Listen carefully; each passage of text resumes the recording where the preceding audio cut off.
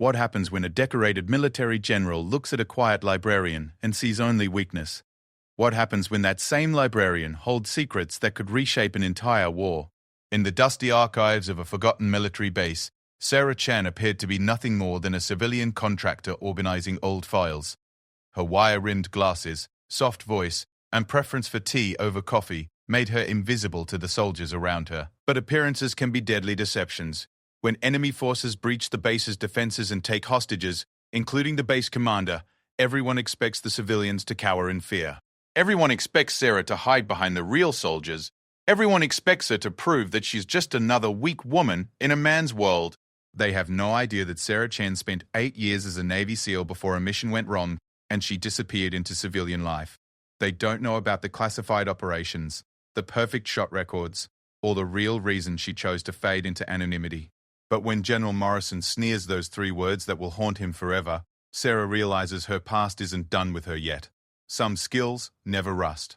Some instincts never fade, and some people should never be underestimated.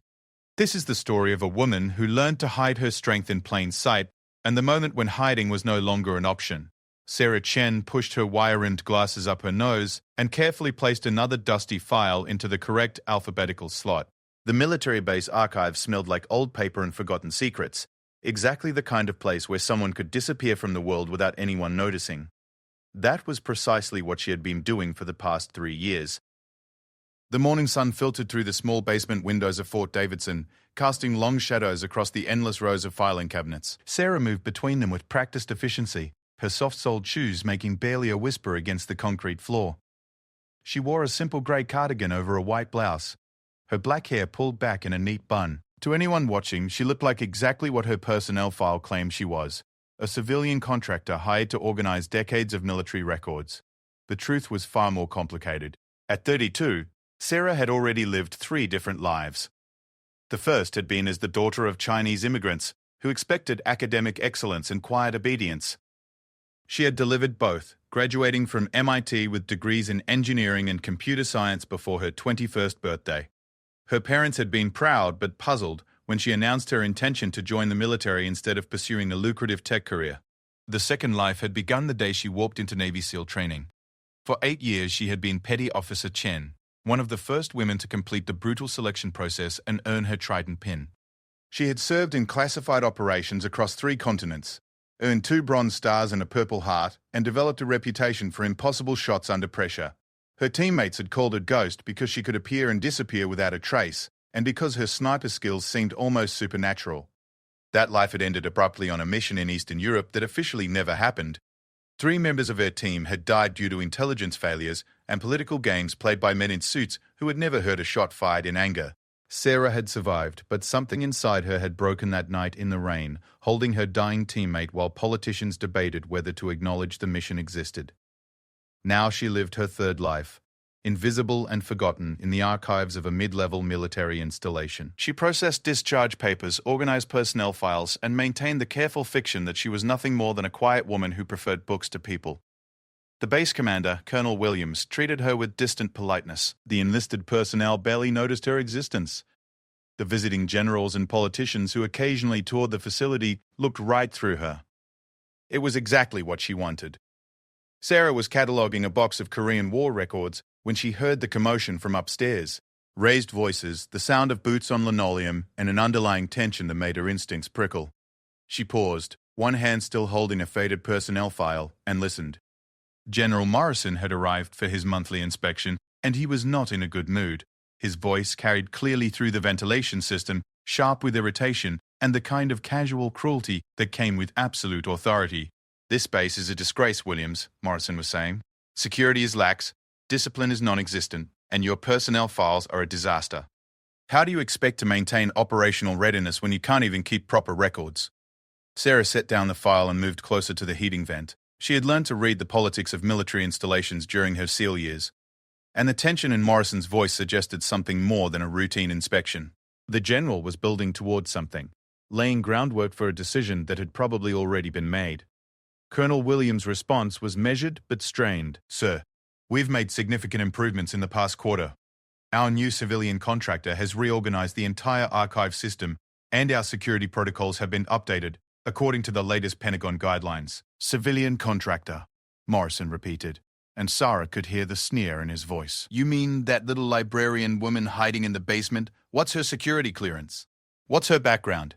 Do you even know who you've got handling classified materials down there? The conversation moved away from the vent, but Sarah had heard enough. She had spent 3 years carefully maintaining her cover, but Morrison was the type of officer who enjoyed pulling threads to see what unraveled. His reputation for destroying careers was well known throughout the military hierarchy. She returned to her filing, moving with the same steady rhythm she had maintained for months. But part of her mind was already shifting into a different mode, cataloging details and assessing threats, with the automatic efficiency of her former training. The exits from the basement, the location of communications equipment, the schedules of base personnel. The afternoon passed without incident. Sarah worked through lunch, surviving on coffee and the sandwich she had packed that morning. At 3 o'clock, she heard the general's entourage moving through the building above her, their voices growing closer as they descended toward the archives. Sarah was at her desk, entering data into the computer system when the basement door opened. Colonel Williams entered first, followed by General Morrison and 2 younger officers Sarah didn't recognize. Morrison was everything his reputation suggested. Tall, silver-haired, and radiating the kind of confidence that came from 30 years of having his orders followed without question. "This is our records management section," Colonel Williams said, his voice carrying the slightly forced enthusiasm of a man trying to impress his superior. "Miss Chen has made remarkable progress in organizing materials that haven't been properly filed in decades." Morrison's gaze swept the basement, taking in the neat rows of filing cabinets, the organized workspace, and finally settling on Sarah herself. She looked up from her computer screen with the mildly curious expression of someone unused to visitors. "Ms. Chen," Morrison said, his voice carrying a note of dismissal that was probably unconscious but unmistakable. "How long have you been working here?" 3 years, sir," Sarah replied, keeping her voice soft and professional. She had practiced this persona until it was as natural as breathing, the quiet civilian who was grateful for steady employment and wanted nothing more than to do her job without complications. "And your background?" Morrison moved closer to her desk, his presence designed to intimidate. "Education, previous experience with classified materials." Sarah recited the carefully constructed biography that existed in her personnel file. MIT degrees, brief stint at a tech company, decision to seek more stable government employment. All true, as far as it went. The 8 years between her graduation and her arrival at Fort Davidson were accounted for as various consulting positions, a vague description that had satisfied the routine background check. Morrison listened with the expression of a man going through necessary motions. "And you understand the security requirements of this position? The importance of maintaining proper protocols?" "Yes, sir." Colonel Williams provided thorough orientation when I started. The general turned away from her, addressing his comments to Williams as if Sarah had suddenly ceased to exist. "This is exactly the kind of soft security I'm talking about, Colonel. You've got civilian contractors with access to sensitive materials, minimal oversight, and apparently no real understanding of what they're handling." Sarah continued typing, her fingers steady on the keyboard, but every word was being filed away for future reference. Morrison was building his case for something, and she was being positioned as evidence of Williams's poor judgment. "Sir," Williams began, but Morrison cut him off with a gesture. "The Pentagon is implementing new security protocols across all installations," the general announced. "Civilian access to classified materials will be severely restricted. Contractors without appropriate clearances will be terminated or reassigned to non-sensitive positions." Sarah felt the familiar tightness in her chest that preceded violence. Not physical violence necessarily, but the kind of institutional brutality that destroyed lives with paperwork and policy changes. She had seen it before, the way powerful men eliminated inconveniences by simply redefining the rules. "General," Williams said carefully. "Chen has been invaluable to our operations. Her work has improved our efficiency significantly, and she's scheduled to receive her security clearance upgrade next month." Morrison turned back towards Sarah's desk, and for the first time, he really looked at her. She met his gaze with the steady, unremarkable expression she had cultivated so carefully. Wire-rimmed glasses, neat appearance, hands that showed no calluses from weapons training, posture that suggested someone more comfortable with books than physical challenges. "Look at her, Williams," Morrison said, his voice taking on the particular tone men used when they wanted to establish dominance through casual cruelty. Does this look like someone who should have access to information that could affect national security? Does this look like someone who could handle herself if this base came under attack? The two younger officers shifted uncomfortably, but neither spoke. Sarah kept her expression neutral, though she could feel the familiar cold anger beginning to build in her chest. She had heard variations of this speech before, usually from men who had never been closer to real combat than a training exercise. "She's a filing clerk," Morrison continued, warming to his theme. "Useful for organizing papers, I'm sure, but let's not pretend she's anything more than that. In a real crisis, she'd be a liability. Someone the real soldiers would have to protect while they're trying to do their jobs." Sarah saved her work and closed the computer file she had been updating. Her movements were calm and deliberate, giving no sign of the calculations running through her mind. Distance to the door, positions of the four men, location of communications equipment, assessment of potential threats. General Morrison was still talking, his voice growing more confident as he warmed to his subject. "This is the problem with modern military thinking. We've become so concerned with political correctness that we've forgotten basic realities. Some people are warriors, and some people are not. Some people can handle pressure, and some people fold the first time they hear gunfire." He turned directly towards Sarah, his expression making it clear that he expected her to look away, to demonstrate the submissive behavior that would confirm his assumptions about her nature. "No offense intended, Miss Chen," he said, though his tone made it clear that causing offense was exactly his intention. "I'm sure you're very good at what you do, but let's be honest about what that is. You're support personnel. You're the kind of person who needs protection from people like us." Sarah stood up from her desk, moving with the same unhurried calm she had maintained throughout the conversation. She was average height, perhaps 5 feet 6 inches, with a slender build that suggested someone who spent her time reading rather than training. Her hands were smooth and uncalloused, her posture relaxed and unthreatening. "I understand, sir," she said quietly. "Is there anything specific you'd like me to explain about the filing system?" Morrison's smile was the kind that never reached the eyes. "I think we've seen everything we need to see. Colonel Williams can brief me on the details." The group moved toward the exit, Morrison still expounding on his theories about military readiness and appropriate personnel policies.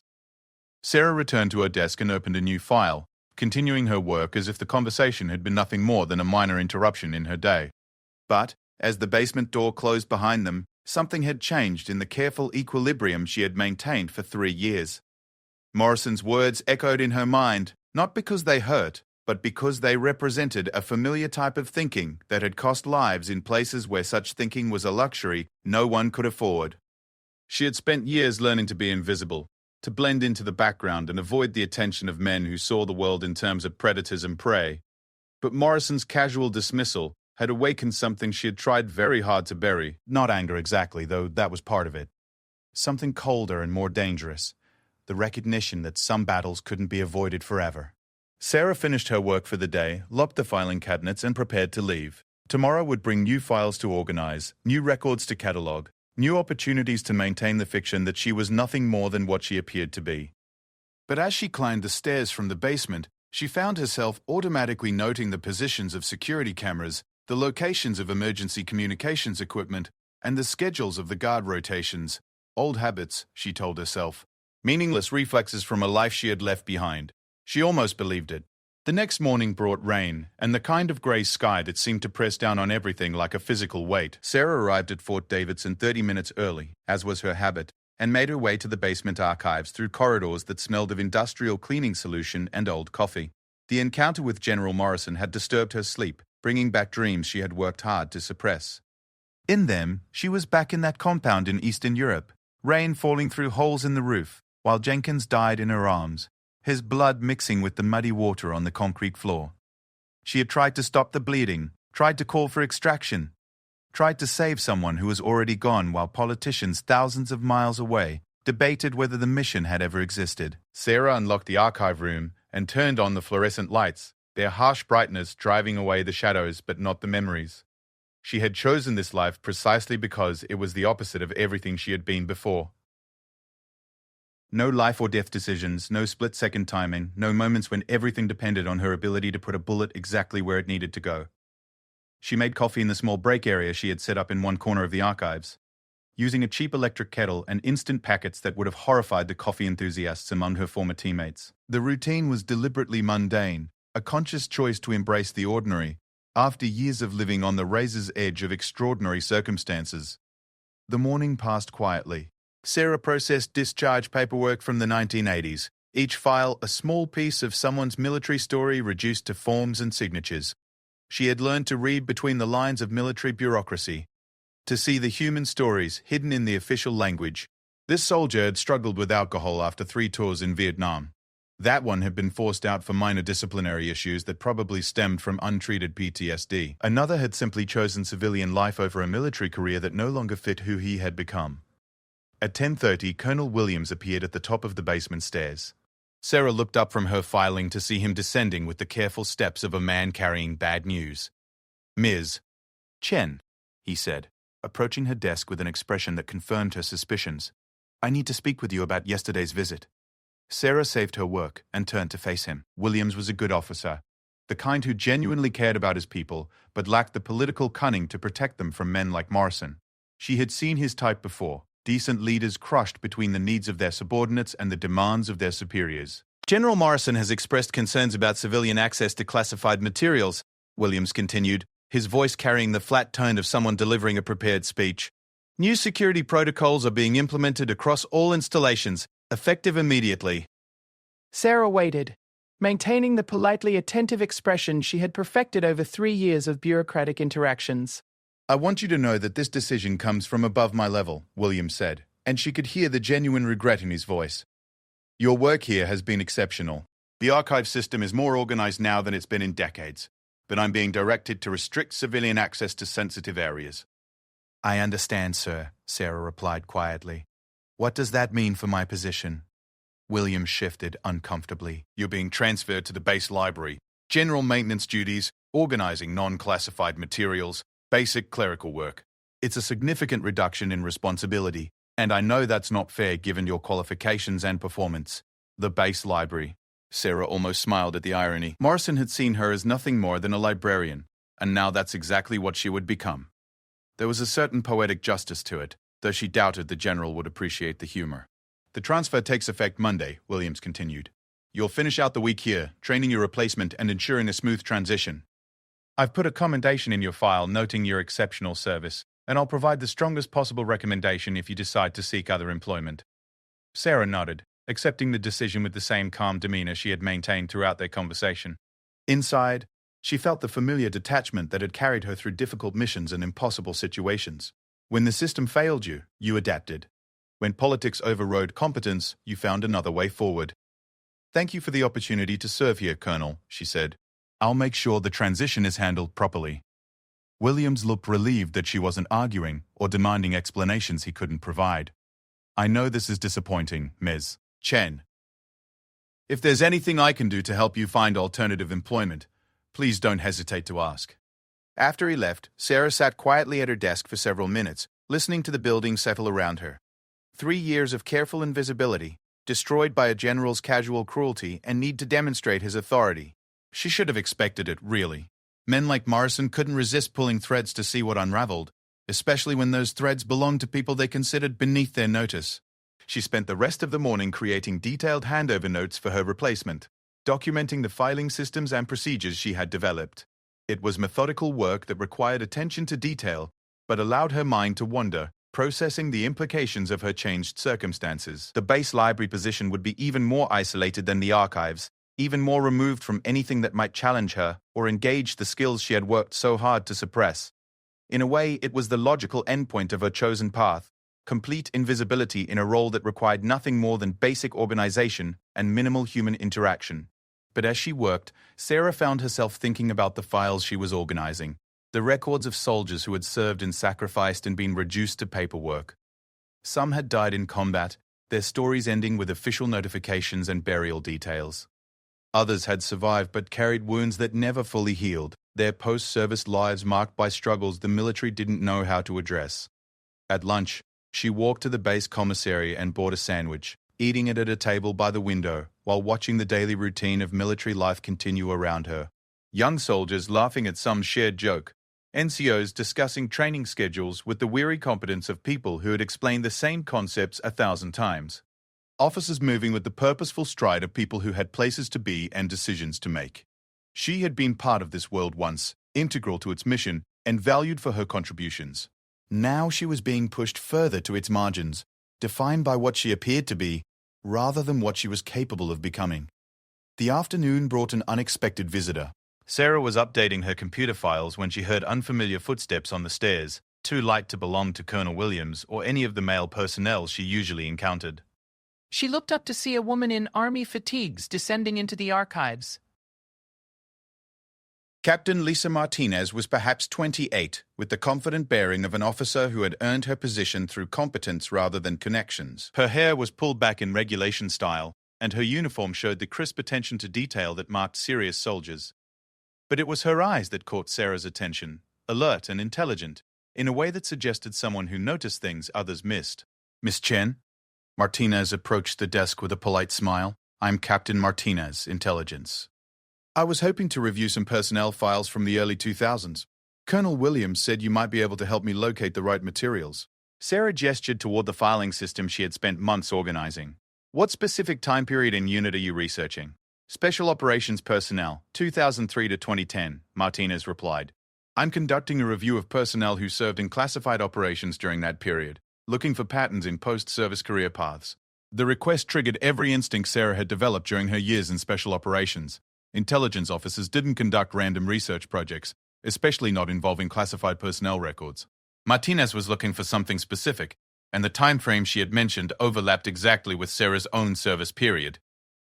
Those files are in Section C, Sarah said, maintaining her neutral tone while her mind processed possibilities. They're organized by unit designation and year of service. Do you have specific names or unit identifiers? Martinez consulted a notebook she had pulled from her pocket.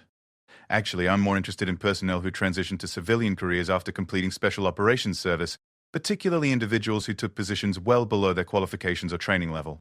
The question was too specific to be casual, and Martinez's eyes were studying Sarah's face with the intensity of someone trained to read micro-expressions and involuntary reactions. Sarah kept her expression politely helpful while internally cataloging every detail of the captain's appearance and behavior. That's an interesting research topic, Sarah observed. Is this related to veteran services programs?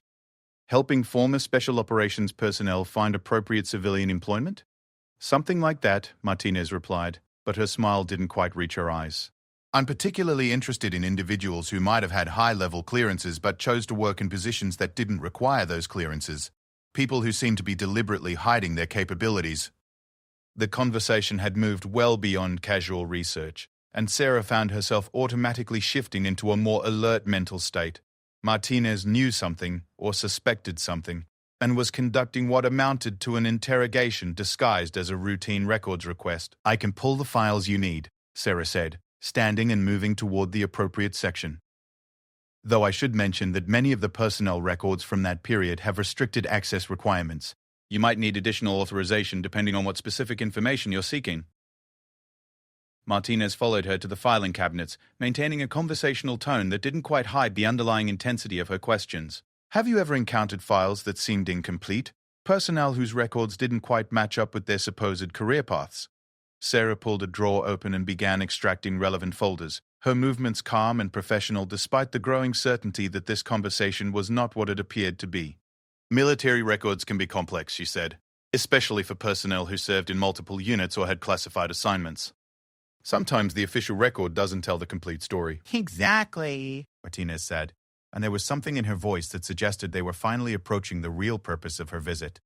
Sometimes people have histories that aren't reflected in their current positions, skills and experiences that they're not using in their civilian careers. Sarah handed over a stack of files, meeting Martinez's gaze directly for the first time since the conversation began. Is there something specific you're looking for, Captain? Because if this is about a security investigation, I'd prefer to know that up front rather than pretend we're just talking about filing systems. Martinez paused in the act of accepting the files, her expression shifting from casual friendliness to something more professional and direct. You're very perceptive, Ms. Chen. Yes, this is related to a security review, but not the kind you're probably thinking. She set the files on a nearby table and turned back to face Sarah directly. I'm investigating irregularities in personnel assignments across multiple bases, specifically individuals with high-level training who have been placed in positions that significantly underutilize their capabilities. Sarah waited, recognizing the rhythm of an interrogation that was about to shift into its more serious phase. Yesterday, General Morrison filed a report questioning the security protocols at this base, Martinez continued. He specifically mentioned concerns about civilian contractors with access to sensitive materials. But when I reviewed your background file, I found some interesting discrepancies. The careful fiction Sarah had maintained for 3 years was beginning to unravel, and she found herself calculating distances and positions with the automatic efficiency of her former training. Not because she expected violence, but because recognizing threat patterns was an ingrained habit that activated regardless of the specific circumstances. Your educational background is impressive, Martinez said, consulting her notebook. MIT degrees, high-level technical skills, clearly intelligent and capable. But then there's a gap in your employment history, several years that are accounted for only as consulting work, with no specific details or verifiable references. Sarah maintained her calm expression, but internally she was reviewing her prepared responses and assessing her options. The cover story had been designed to withstand routine background checks, not intensive investigation by military intelligence. I worked for several small tech companies during that period, Sarah said. The industry was volatile, companies folded frequently. It's not unusual for consulting records from that time to be incomplete. Martinez nodded as if accepting the explanation, but her eyes suggested she found it less than convincing. I'm sure that's true. But I'm also curious about other aspects of your background. Your current living situation, for instance. You live alone, have minimal social contacts, pay cash for most purchases, and seem to have no digital footprint beyond the basic necessities of modern life. The level of detail in Martinez's investigation was both impressive and concerning. Someone had put significant resources into researching Sarah's background, which suggested this was more than a routine security review. I value my privacy, Sarah said simply. After working in the tech industry, I became cautious about personal data security. Understandable, Martinez agreed. But combined with your professional capabilities and current position, it creates an interesting pattern.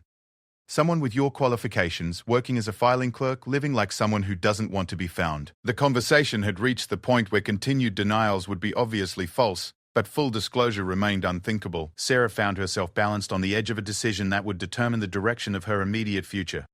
Captain Martinez, she said carefully. If you have specific concerns about my background or qualifications, I'm happy to address them through proper channels.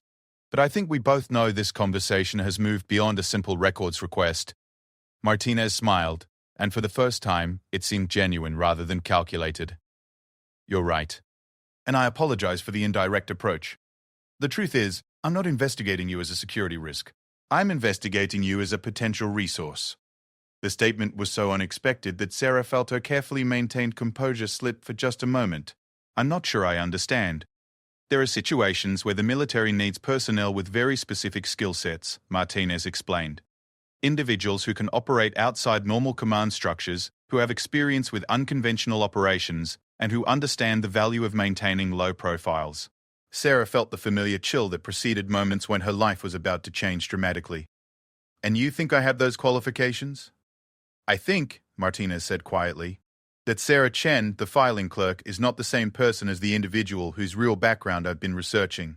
And I think that person might be interested in hearing about an opportunity that would make better use of her actual capabilities. The basement archives seemed to grow quieter around them, as if the building itself was holding its breath while Sarah considered how to respond. 3 years of carefully constructed invisibility were crumbling, but what was emerging from the wreckage might be something she had never expected to encounter again. A chance to be useful. Sarah stood motionless for nearly 30 seconds, studying Captain Martinez with the same intensity she had once used to evaluate targets through a sniper scope.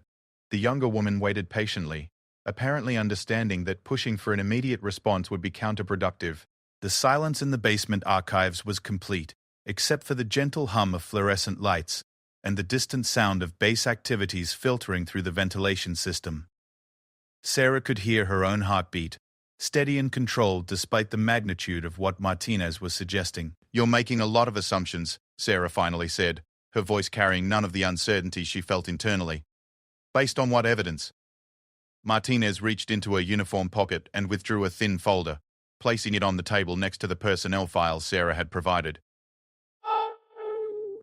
May I? Sarah nodded, and Martinez opened the folder to reveal a collection of documents and photographs that made Sarah's carefully constructed world shift beneath her feet. The top photograph was a military portrait she hadn't seen in years, Petty Officer Sarah Chen in dress blues, her expression serious and professional, her posture reflecting the confidence of someone who had earned her place among the military's elite. Below it were commendation certificates, training records, and mission reports that officially didn't exist. Navy SEALs Class 237. Martinez said quietly, reading from one of the documents. Graduated second in her class despite being the only woman in the program. Served 8 years with SEAL Team 6, specializing in precision marksmanship and intelligence gathering. Participated in classified operations in Afghanistan, Iraq, Syria, and Eastern Europe. Sarah's expression remained neutral, but internally she was calculating how Martinez had obtained records that should have been buried so deeply that even military intelligence wouldn't have routine access to them. 2 Bronze Stars for valor in combat, Martinez continued. Purple Heart for wounds sustained during a classified operation in 2019. Recommended for the Navy Cross, though the citation was classified and the award ceremony was closed to public record. The captain looked up from the documents, her expression serious but not unsympathetic. And then, in March 2020, Petty Officer Sarah Chen was medically discharged from active duty, following what the records describe as injuries sustained in the line of duty. 3 months later, Sarah Chen, the civilian contractor, appeared at Fort Davidson with a completely different employment history. Sarah moved to her desk and sat down, not because she needed to rest, but because standing felt too much like maintaining a defensive posture. The truth was finally in the open, and she found the revelation oddly liberating after 3 years of constant vigilance to maintain her cover. "How did you find all this?" she asked. Martinez closed the folder and leaned against the filing cabinet, her posture relaxing slightly. "The same way you probably found information when you were conducting intelligence operations. I followed patterns, looked for inconsistencies, and asked the right people the right questions." She paused, choosing her words carefully. "But I had an advantage you didn't expect. I wasn't looking for you specifically. I was looking for people like you, former special operations personnel who had gone underground for one reason or another." "People like me," Sarah repeated. "How many others have you found?" "More than you might expect," Martinez admitted. "The military invests enormous resources in training special operations personnel, but we're not very good at helping them transition to civilian life, especially personnel who left service under difficult circumstances." Sarah recognized the careful phrasing. Martinez wasn't just talking about routine discharge difficulties. She was talking about people who had been burned by the system, who had seen the ugly side of military politics, who had chosen invisibility over the risk of further betrayal. "What happened in Eastern Europe?" Martinez asked gently. The question hit Sarah like a physical blow, even though she had been expecting it. For 3 years, she had successfully avoided thinking about that night in any detail, burying the memories under layers of routine and deliberate mundanity. But Martinez's simple question brought it all rushing back with vivid clarity.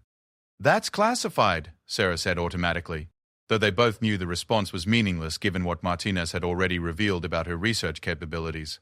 "The mission that officially never happened," Martinez said. 3 KIA, 1 YA, objectives compromised due to intelligence failures, political fallout that resulted in the entire operation being classified at levels that effectively erased it from existence."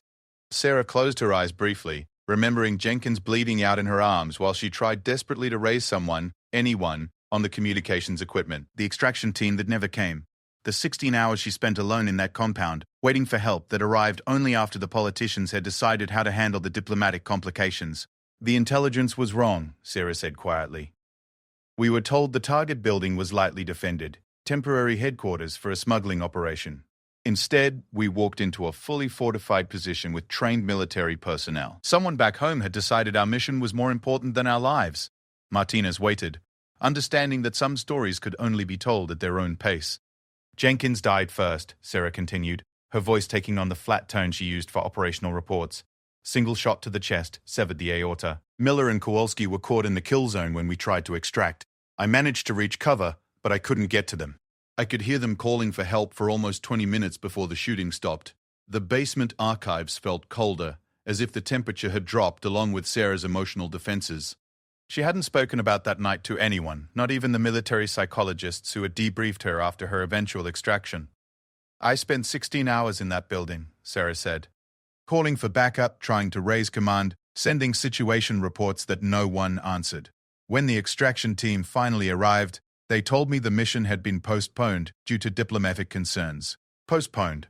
3 of my teammates were dead, and they used the word postponed. Martinez's expression showed genuine sympathy, the look of someone who had seen enough military politics to understand how such tragedies unfolded. And, afterward, I was debriefed by people who had never been in combat. They wanted to know why I had proceeded with the mission when intelligence suggested the situation had changed. They wanted to know why I hadn't been able to save my teammates. They wanted to know if I was psychologically fit to continue operations. Sarah opened her eyes and looked directly at Martinez. They gave me a Purple Heart for the shrapnel wounds I sustained during extraction. They gave me a medical discharge for PTSD I didn't have. And they classified everything so thoroughly that those 3 men don't officially exist in any military cemetery. The silence that followed was heavy with the weight of institutional betrayal and personal loss. Martinez seemed to understand that some responses were inadequate to the magnitude of what Sarah had experienced. "I'm sorry," Martinez said finally, "for what happened to your team and for what happened to you afterward."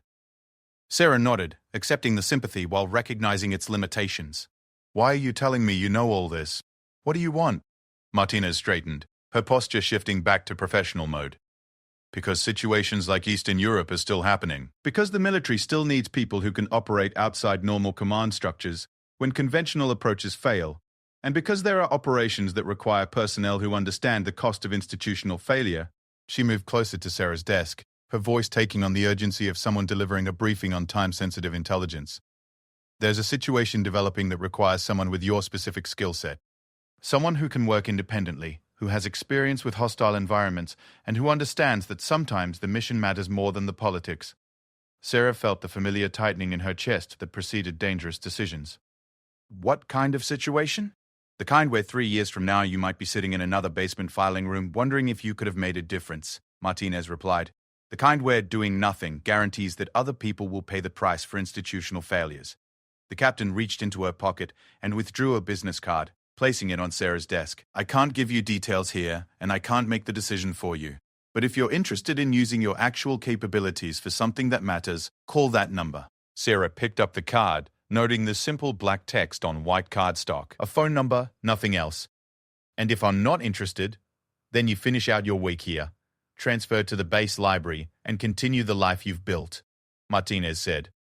"No one will contact you again, and your cover remains intact. The choice is entirely yours." Martinez moved toward the stairs, pausing at the bottom step to deliver what felt like a final thought. "For what it's worth, I don't think you're the kind of person who can stay hidden forever. Sooner or later, something is going to happen that makes hiding impossible."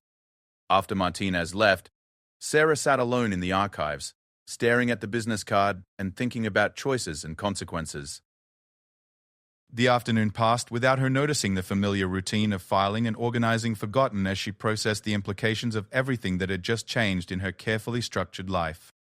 At 5 o'clock, she locked up the archives and walked to her car through the base parking lot, conscious of how different everything looked when viewed through the lens of potential exposure. The security cameras she had learned to ignore, the patrol schedules she had memorized without thinking, the faces of personnel she had trained herself not to notice too closely.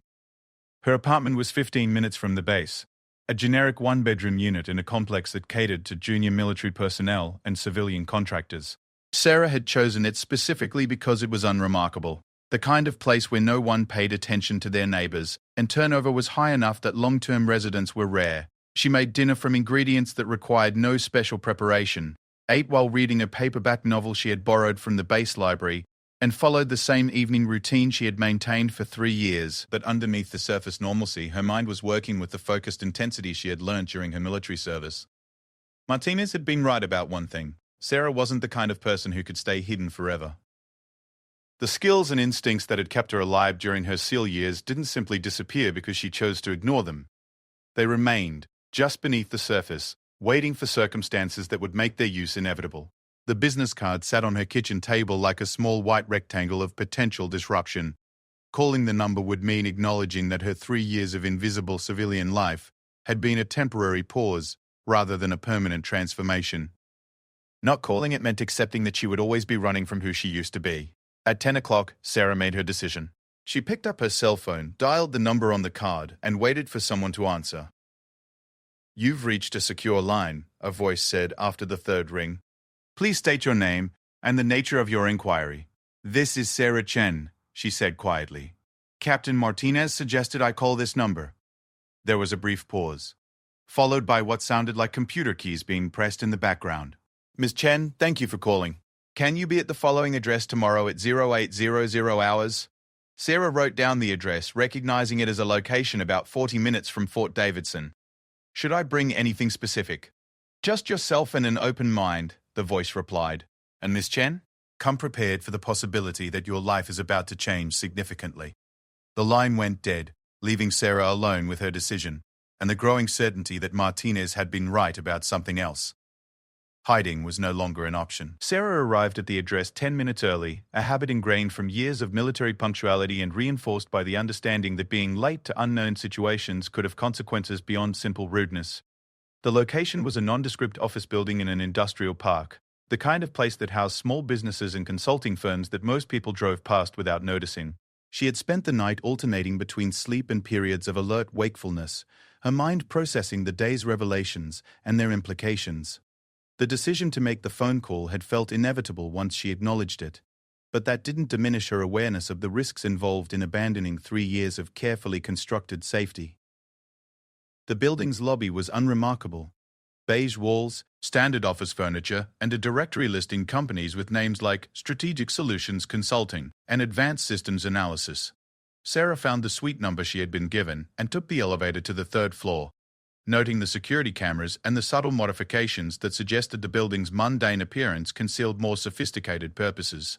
Suite 3114 had no nameplate on the door, just the numbers in standard office building font. Sarah knocked twice and waited. Captain Martinez opened the door, dressed in civilian clothes that somehow made her look more rather than less military. Miss Chen, punctual as expected. Please come in. The office interior was as anonymous as the building itself. Conference table, chairs, whiteboards, and the kind of generic furniture that suggested temporary occupancy. But Sarah's trained eye caught details that revealed the space's true purpose: reinforced walls, electromagnetic shielding around the windows, and communication equipment that was significantly more sophisticated than anything a normal business would require. 2 other people were already seated at the conference table. The first was a man in his 50s wearing a well-tailored suit that couldn't quite disguise the bearing of someone who had spent decades in uniform.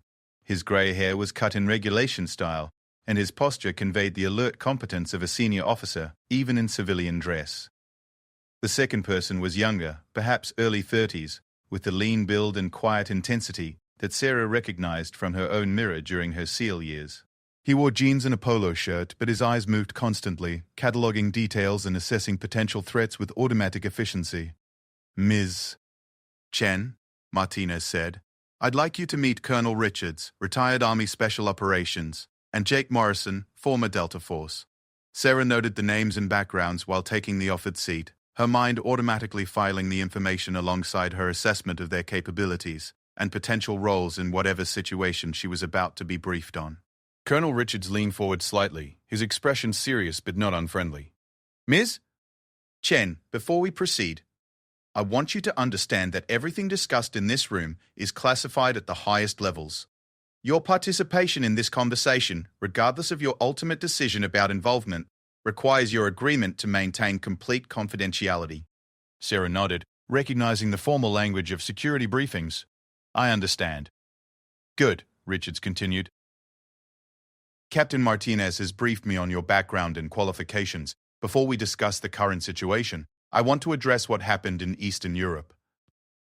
The statement caught Sarah off guard, not because she hadn't expected the topic to arise, but because Richard's tone suggested personal knowledge rather than simply reading her file. I was the operational commander for that mission. Richard said quietly. The decision to proceed despite deteriorating intelligence came from my level. The extraction delays were caused by diplomatic complications that I couldn't overcome quickly enough. 3 good soldiers died because I made the wrong call at the wrong time. Sarah felt something shift inside her chest, a loosening of tension she hadn't realized she was carrying. For 3 years, she had blamed herself for not being fast enough, accurate enough, or clever enough to save her teammates. The possibility that the failure had originated at command level had always existed in the back of her mind, but hearing it acknowledged by the person responsible was both vindication and a form of closure she hadn't expected to receive. Jenkins, Miller, and Kowalski were my responsibility, Richards continued. Their deaths were my failure, not yours. I've spent the last few years trying to find ways to honor their service by ensuring that future operations avoid the same mistakes. Jake Morrison spoke for the first time, his voice carrying the controlled intensity of someone who had seen similar situations from the ground level. We've all been where you've been, Sarah. Operations that went wrong because of politics, intelligence failures, or plain bad luck. The question is whether we let those experiences define us or whether we use them to do better next time. Sarah looked around the table, recognizing something she had thought lost forever. A group of people who understood not just the technical aspects of special operations, but the emotional and psychological costs of serving in situations where failure meant death, and success was often measured in degrees of acceptable loss. "What's the current situation?" she asked. Colonel Richards activated a tablet and projected an image onto the wall screen. It showed a satellite photograph of what appeared to be a remote military installation surrounded by desert terrain. This is Forward Operating Base Epsilon, located approximately 200 miles northeast of the Syrian border, Richards began. Officially, it's a joint training facility for regional allied forces. Unofficially, it serves as a staging area for classified operations throughout the Middle East and Eastern Europe. The next image showed the same installation from a different angle, with annotations marking various buildings and defensive positions. Sarah studied the layout with professional interest, automatically identifying key vulnerabilities and potential approach routes. 3 days ago, Base Epsilon was attacked by an unidentified force using sophisticated tactics and military-grade equipment, Richards continued. The assault was coordinated, precise, and demonstrated intimate knowledge of the base's defenses and operational patterns. Jake Morrison took over the briefing, his tone becoming more urgent. The attackers neutralized communications within the first 5 minutes, disabled the primary power grid, and systematically eliminated perimeter defenses before moving to secure key personnel. Current intelligence suggests they have taken hostages, including the base commander and several high-value intelligence assets. Sarah felt her pulse quicken slightly, recognizing the professional challenge inherent in the situation. Response from higher command? Complicated, Colonel Richards replied, his expression grim. The base's official status as a training facility limits the military response options. Officially, we can't acknowledge that American personnel are conducting classified operations from that location. Unofficially, we can't leave our people in hostile hands. Captain Martinez activated another screen, showing personnel photographs and basic information. The hostages include Colonel Michael Thompson, the base commander, Major Lisa Park, Chief Intelligence Officer, and 6 enlisted personnel from various special operations backgrounds. All have access to classified information that could compromise ongoing operations if extracted through interrogation. Sarah studied the faces on the screen, recognizing the types of people she had served alongside during her SEAL years. Professional soldiers who had volunteered for dangerous assignments and now found themselves in the worst possible situation, captured by enemies who understood their value as sources of intelligence. "What's the timeline?" Sarah asked. "Unknown," Jake Morrison replied. "The attackers haven't made any demands or attempted communication. They are maintaining operational security that suggests professional military training and significant resources. Every hour that passes increases the risk to the hostages and the potential intelligence compromise." Colonel Richards leaned back in his chair, his expression conveying the weight of command decisions made under impossible circumstances. Conventional rescue operations are politically impossible and tactically problematic. The base's location, the diplomatic implications, and the unknown capabilities of the attacking force make standard military response too risky. Sarah began to understand why she had been contacted. You need someone who can operate outside normal command structures. Someone with the skills to conduct reconnaissance and potentially rescue operations without official authorization or support. "We need someone who understands the cost of leaving people behind," Colonel Richards said quietly. "Someone who has the technical skills to succeed where conventional approaches would fail. Someone who has reason to ensure that political considerations don't override the lives of military personnel." The room fell silent as Sarah processed the full implications of what was being proposed. Not just a rescue mission, but an unsanctioned operation that would place her outside the protection of military authority and beyond the reach of official support if things went wrong. "What kind of resources would be available?" she asked. Captain Martinez consulted her notes. Intelligence support, equipment procurement, extraction planning, and limited backup personnel. Everything would be unofficial, conducted through channels that provide plausible deniability for higher command.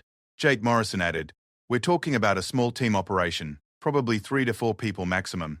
Fast insertion, locate and assess hostage situation, conduct rescue if tactically feasible, or gather intelligence for follow-up operations if immediate rescue isn't possible. Sarah recognized the parameters of the kind of mission she had trained for throughout her SEAL career, but with the added complexity of operating without the safety net of official military support. Success would bring no recognition or official acknowledgement. Failure would result in disavowal and abandonment. Who else would be on the team? She asked. Colonel Richards gestured toward Jake Morrison. Jake would be team leader, given his experience with similar operations in hostile territories. Captain Martinez would provide intelligence coordination and communication support from a forward base location. We're looking for one additional team member with your specific skill set. Sarah understood the euphemism. They needed a sniper, someone who could provide precision fire support and eliminate specific threats without collateral damage. Her reputation for impossible shots under pressure had apparently survived her 3 years of deliberate invisibility. Time frame for decision and deployment? She asked. We need an answer within 24 hours, Colonel Richards replied. If you agree to participate, insertion would happen within 48 hours of that decision. Every delay increases risk to the hostages and decreases the probability of successful rescue. Sarah looked around the table at 3 people who represented everything she had tried to leave behind. The world of impossible missions, life or death decisions, and operations that existed in the shadows between official policy and moral necessity. For 3 years she had successfully convinced herself that she was done with that world forever. But sitting in the anonymous office, looking at photographs of captured soldiers, and recognizing the familiar weight of responsibility for other people's lives, Sarah realized that Martinez had been right about one fundamental thing. Some people couldn't stay hidden forever. I need to ask one question, Sarah said. If this goes wrong, if we're captured or killed, what happens to the official record? Colonel Richards met her gaze directly. The same thing that happened to your teammates in Eastern Europe. Officially, you were never there. Unofficially, people who matter will remember what you tried to do. Sarah nodded, understanding both the risk and the limited promise being offered. It wasn't much, but it was more honesty than she had received from military leadership during her final years of active service. I'll give you my answer tomorrow, she said. As Sarah drove back toward Fort Davidson, her mind was already shifting into the operational planning mode she had thought permanently suppressed. Route analysis, equipment requirements, risk assessment, and the dozens of tactical considerations that would determine whether 8 American soldiers came home alive or became footnotes in classified reports that would never be officially acknowledged. She had until tomorrow to decide whether Sarah Chen, the invisible filing clerk, would remain safely hidden in her basement archives, or whether Petty Officer Chen would resurface to attempt one more impossible mission in a war that officially didn't exist. Sarah spent her final day at Fort Davidson, moving through the familiar routines of archive organization, while her mind operated on an entirely different level. Every mundane task felt surreal when considered against the backdrop of the decision she would make in a few hours.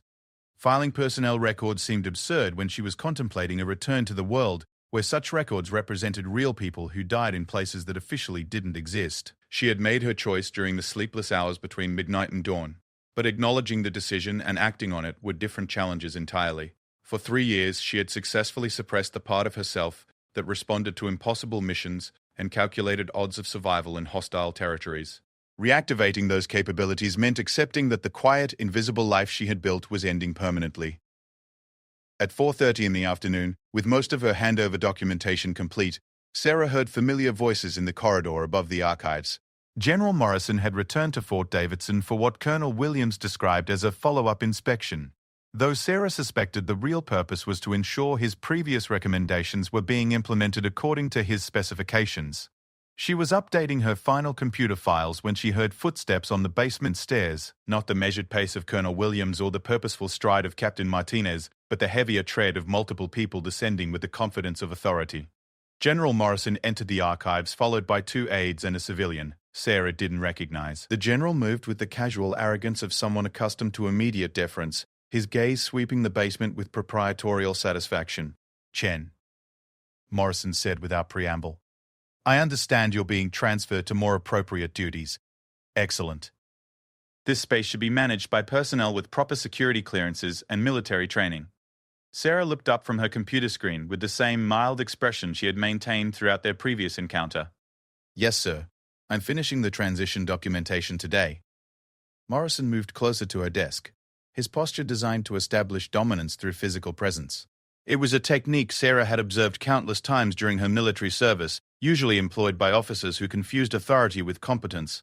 I've been reviewing the security protocols at this installation, Morrison continued, his voice taking on the lecturing tone of someone who enjoyed demonstrating superior knowledge. Frankly, I'm amazed that civilian contractors have been given access to sensitive materials for so long.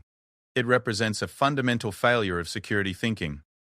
The civilian accompanying Morrison stepped forward, introducing himself as Dr. Peterson from the Pentagon's Personnel Security Office. He was thin, nervous, and carried the self-important air of bureaucrats who had never been closer to combat than training films. Chen, Dr. Peterson said, consulting a tablet. As part of our security review, we need to conduct a final interview regarding your access to classified materials during your employment here. This is standard procedure for civilian contractors being transferred from sensitive positions. Sarah saved her work and turned to face the group, recognizing the setup for what it was. Morrison hadn't returned for a routine inspection. He had come back to make an example of her, to demonstrate the consequences of challenging his assumptions about military security and appropriate personnel placement. Certainly, Sarah replied. What specific information do you need? Dr. Peterson activated a recording device and placed it on her desk. This interview is being conducted as part of security protocol review at Fort Davidson, with General Morrison observing as senior reviewing officer. The questions began routinely enough.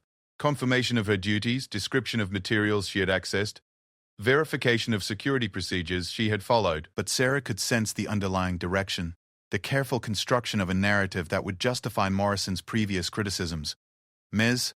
Chen, Dr. Peterson continued, during your time here, did you ever encounter materials that seemed beyond your level of understanding? Military terminology or operational concepts that you found confusing or unclear? The question was designed to establish her incompetence, to create an official record supporting Morrison's contention that civilian contractors lacked the background necessary for handling military materials. Sarah answered carefully, describing her work in terms that acknowledged the technical complexity without claiming expertise beyond her supposed qualifications. General Morrison listened with growing satisfaction, clearly pleased with the direction of the interview. His aides took notes, creating documentation that would support whatever personnel policies he intended to implement. One final question, Doctor, Peterson said after 20 minutes of routine inquiries. If this facility were to come under attack, what would your role be? How would you contribute to the base's defense? The question was gratuitously insulting, designed to highlight her civilian status and presumed helplessness in military situations. Morrison leaned forward slightly, anticipating her response with the expression of someone savoring a moment of anticipated humiliation. Sarah met Morrison's gaze directly before answering. I would follow the guidance of military personnel and stay out of their way. Exactly, Morrison said, his voice carrying the satisfaction of someone whose prejudices had been confirmed. This is exactly what I mean about appropriate role recognition. Some people are warriors, and some people are support staff. Some people can handle combat situations, and some people... He paused, clearly enjoying the moment, his expression showing the casual cruelty of someone who had never been challenged by the people he dismissed. Some people are just weak women who need to be protected by others. The words hung in the basement air like a physical presence, their implications resonating through the space with the finality of judgments rendered from unassailable authority. Morrison's aides shifted uncomfortably, recognizing the unnecessary cruelty, even if they lacked the courage to challenge it. Dr. Peterson continued taking notes, dutifully recording the general's assessment for inclusion in the official record. Sarah remained motionless for several seconds, her expression unchanged but something fundamental shifting behind her eyes. 3 years of careful invisibility, of deliberate suppression of everything she had been, suddenly felt like an enormous weight she had been carrying unnecessarily. General Morrison, she said quietly, her voice still carrying the soft professional tone she had maintained throughout their acquaintance. Would you like to know what I did before I became a filing clerk? Morrison's expression showed mild irritation at what he interpreted as an irrelevant question. Your background is in the personnel files, Ms. Chen. Technical consulting, academic credentials, nothing that changes the fundamental realities we're discussing. Sarah stood up from her desk, moving with the same unhurried calm she had displayed since their first meeting. But her posture had changed subtly, her bearing shifting from deferent civilian to something harder to categorize. The personnel files contain some inaccuracies, Sarah said. Reaching into her desk drawer to withdraw the folder Captain Martinez had shown her the previous day. Would you like me to clarify my actual background? She opened the folder and placed her military portrait on the desk where everyone could see it. The photograph showed a woman in naval uniform, her expression serious and professional, wearing insignia that Morrison would certainly recognize. Petty Officer Sarah Chen, Navy SEALs, 8 years active duty, Sarah said, her voice taking on the crisp precision of military briefings. Graduated second in SEAL Training Class 237. Served with SEAL Team 6 in classified operations across 4 theaters of combat. Morrison's expression had shifted from casual arrogance to confusion, then to something approaching concern as he processed the implications of what Sarah was revealing. 2 bronze stars for valor in combat, Sarah continued, placing the commendations on the desk beside the photograph. Purple Heart for wounds sustained during a classified operation in Eastern Europe. Recommended for the Navy Cross, though the citation remains classified. The basement had fallen completely silent, except for the hum of fluorescent lights and the distant sound of base operations. Dr. Peterson had stopped taking notes, his tablet forgotten in his hands as he stared at the documents spread across Sarah's desk. Specialized training included advanced marksmanship, with qualification scores that remain classified due to the sensitive nature of the operations they enabled, Sarah said, her voice maintaining the same calm professionalism, but carrying an underlying intensity that made Morrison take an involuntary step backward. Expert rating with 17 different weapon systems, including long-range precision rifles used for surgical elimination of high-value targets. Fluent in 4 languages, trained in advanced interrogation resistance, and qualified for operations in hostile territories without backup or extraction guarantees. Sarah placed the final document on the desk, a mission report that had been declassified only at the highest levels. Final operation resulted in the deaths of 3 team members due to intelligence failures and political complications. Medical discharge in 2020, following treatment for combat-related injuries. She looked up at Morrison, whose face had gone through several color changes during her recitation. For the past 3 years, I've worked as a filing clerk because I chose to work as a filing clerk, because I was tired of being responsible for other people's lives in situations where politics mattered more than mission success. The general tried to recover his composure, but his voice carried none of its previous authority. Miss Chen, the personnel files didn't indicate. Why wasn't this information included in your background check? Sarah began collecting the documents, returning them to the folder with deliberate precision. Because I requested that my military service be redacted from civilian employment records. Because I wanted to be invisible, to blend into the background and avoid exactly the kind of assumptions you've been making about my capabilities. Morrison's aides were staring at Sarah with expressions that ranged from amazement to something approaching fear. Dr. Peterson had recovered enough to resume taking notes, but his hands were visibly shaking as he wrote. But since you've decided to question my competence, Sarah continued, and since you've made your opinion of my capabilities explicitly clear, I thought you might be interested in knowing who you've been dismissing as a weak woman who needs protection from real soldiers. She moved around the desk, her movement fluid and controlled, closing the distance between herself and Morrison with predatory grace. The general found himself backing toward the stairs, his previous dominance evaporating in the face of Sarah's transformed presence. If this base came under attack, Sarah said, her voice dropping to barely above a whisper, I wouldn't need protection from your soldiers. Your soldiers would need me to keep them alive long enough for backup to arrive. 'Cause I'm the person who spent 8 years learning how to kill people from distances they can't even see, in places they can't reach, under conditions that would break most of the men you consider real warriors. Morrison had reached the stairs, his back against the railing, but Sarah wasn't finished. I've conducted precision elimination of targets at ranges exceeding 200 meters in urban environments with civilian populations, under fire from multiple shooters, with 0 collateral damage. Sarah continued, I've infiltrated hostile territories, gathered intelligence on enemy operations, and extracted successfully while carrying wounded teammates who couldn't walk. Her voice carried the absolute confidence of someone reciting verifiable facts rather than making boasts. I've been shot, stabbed, and blown up by improvised explosive devices, and I've completed missions despite injuries that would have hospitalized most people. I've killed 19 confirmed enemy combatants in direct action and approximately 30 more through precision fire support for other operations. Sarah stopped moving, allowing Morrison the psychological space to process what he was hearing. But you looked at me and saw a weak woman. You saw someone who needed protection, someone who couldn't handle pressure, someone whose only value was organizing your paperwork. The basement fell silent again as everyone absorbed the magnitude of the revelation.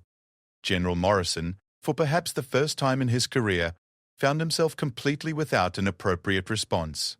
So, Sarah said, returning to her desk and closing the folder containing her military records. To answer Dr. Peterson's question about my role if the base came under attack, I would assess the threat, identify key targets, and eliminate them with precision fire from concealed positions while coordinating defensive actions for less experienced personnel. She looked directly at Morrison, her expression calm but carrying an intensity that made the general understand he had made a profound error in judgment. Unless, of course, you'd prefer that I follow my original plan and hide in the library while your real soldiers handle the situation. Morrison managed to find his voice, though it came out as barely more than a whisper. Chen, I owe you an apology. I made assumptions based on incomplete information. Sarah nodded, accepting the apology without warmth. You made assumptions based on prejudices, General. The information was irrelevant. You decided what I was capable of based on what I looked like, not on what I had demonstrated or what I might be able to contribute. She gathered her personal items from the desk, preparing to leave Fort Davidson for the final time. I've worked here for 3 years doing my job competently and professionally, giving you no reason to question my capabilities or my judgment. But because I didn't fit your preconceptions about what a warrior looks like, you dismissed me as dead weight. Sarah moved toward the stairs, pausing beside Morrison, who pressed himself against the railing to give her room to pass. For what it's worth, General, she said quietly, the filing system I created will work perfectly for whoever replaces me. I'm actually very good at organizing paperwork. I'm also very good at a lot of other things you never bothered to discover. As she reached the top of the stairs, Sarah paused to deliver one final observation. You know what the difference is between a weak woman and a strong one? A weak woman lets other people define her limitations. A strong woman decides for herself what she's capable of accomplishing. Sarah left Fort Davidson that afternoon, driving away from 3 years of carefully maintained invisibility toward a decision she had already made. The phone call to Colonel Richards was brief and professional. This is Sarah Chen, she said when the secure line connected. I'm in. 12 hours later, she was on a military transport aircraft, flying toward a mission that would either vindicate every assumption Morrison had made about civilian contractors, or prove that the most dangerous people in the world were often the ones nobody bothered to notice. The plane lifted off into darkness, carrying Sarah Chen back to the world she had tried to leave behind, where being underestimated wasn't a liability, but the most powerful weapon she possessed.